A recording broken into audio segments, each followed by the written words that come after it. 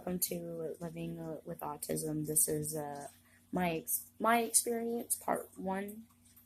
I don't know how many my experience I'm going to go, but I'm going to start with my diagnosis. I was diagnosed at 2. I was nonverbal, and all the way up until after I started saying one-word sentences after 3, and at that point I didn't know I had autism all the way through elementary and middle school.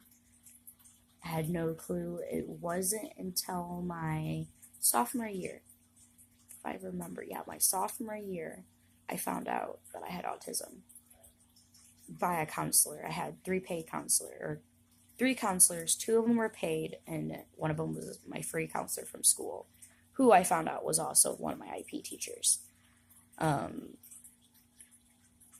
One of my counselors was the one who told me that I was autistic. I was really shocked.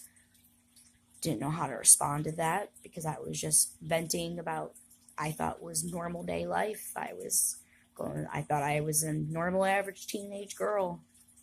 That all the girls went through what I went through, and that people actually understood me. I just was so confused why nobody liked me, because that's the problem, is no one likes me for the way I act, the way I talk. And it would have been kind of nice to, if someone says something to me, for me to go, hey guys, I don't understand. And I don't know. It would have been nice to know. Kind of like, I don't know, I think living your life not knowing that you have autism was pretty hard. I don't know how it is to live your life knowing, but I think that would have been a lot better. Me getting the help I needed, and I would understand things a little bit better, because 23 years old, no help, no redirection or anything for it, and I have habits I shouldn't do. I'm trying to work on them because it's not right. And it embarrasses me. Well, let's get into some embarrassing shit.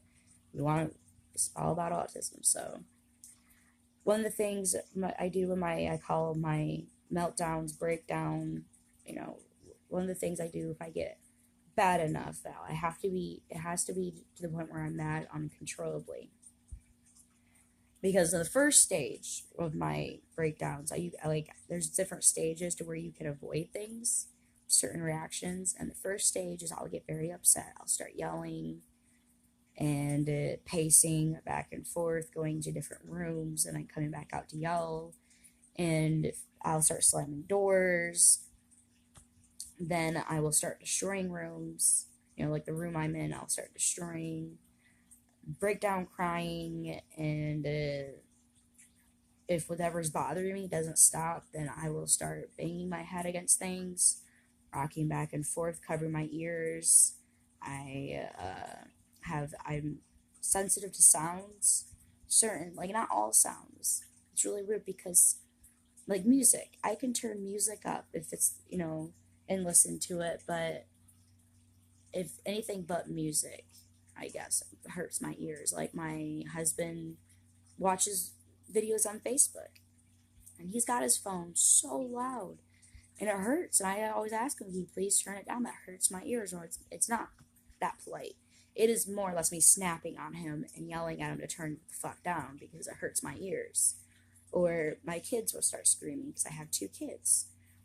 And I have to go in the next room for a second because it hurts my ears so bad that I'm going into a meltdown. And it overwhelms me. I feel like I'm having a panic attack. I can't breathe. I'll just oversound. I want to cry, rock back and forth all the time. And I fidget, like right now, this whole time I've been fidgeting with my hands, my rings, and I fidget all the time.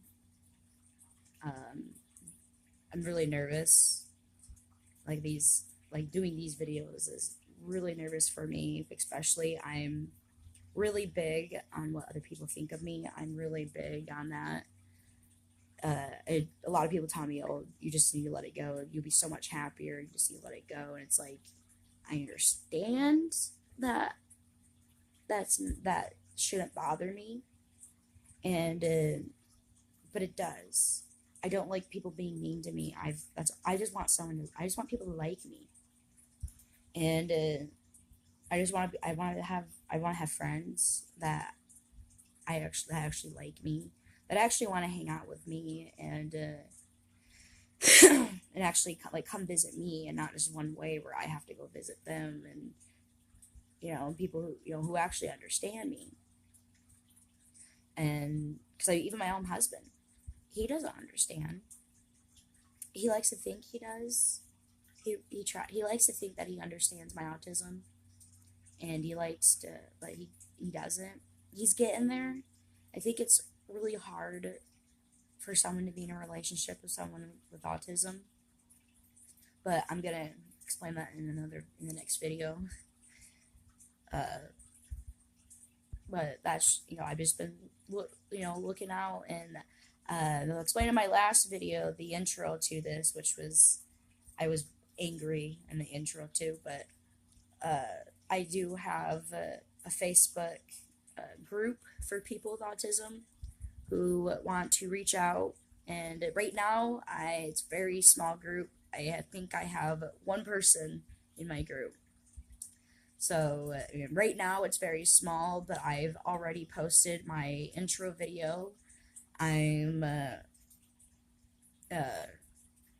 posted that. I'm not sure if I'm going to post all my videos. I don't think I'm going to post this one on there, but I think some of the really important ones I'm going to post on there. I've also already posted an article that they just came out with for autism in girls, the missing link, and they explain, because another thing that I found out that bothers me is that the fact that, oh, you don't seem autistic, are you sure you're not something else? And it's like, no.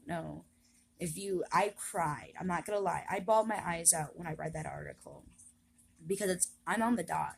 I mean, I do have some similarities, like certain things that guys or boys with autism have, but it also states that it is common for that. Like, I have my obsessions with certain things, but I don't obsess with one thing.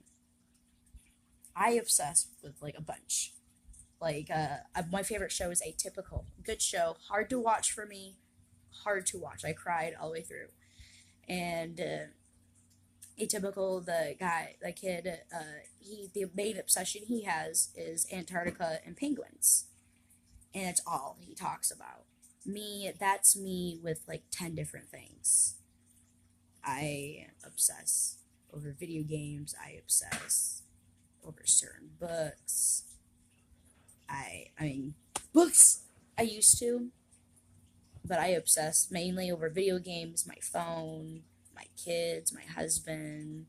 When I'm angry, it's about whatever situation. I tend to uncontrollably vent when I'm angry, which sometimes you guys are, guys, if you watch the intro to this, then you would see part of it, but there's going to be more. I'm, going to be doing these, as of right now, they're going to be a daily thing, and then I'm going to slowly bring them to once a week, to kind of show the everyday life for someone with autism, except it's going to be more like a blog.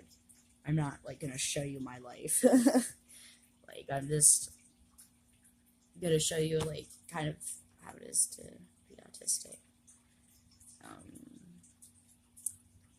This is very, very hard, but alright, I'm going to let you guys go. I hope this was helpful. I hope it wasn't too weird or boring for you, but if you want to get on that group, I'm going to be putting it in the comments, and I'll also put it in the description thing. So just just click on the link for Facebook, and it'll take you there. You do have to answer questions, but I'll get to you as soon as possible. Also, comment your experiences. How do you feel? And, if, when did you find out you had autism? And, I'll see you in the next video.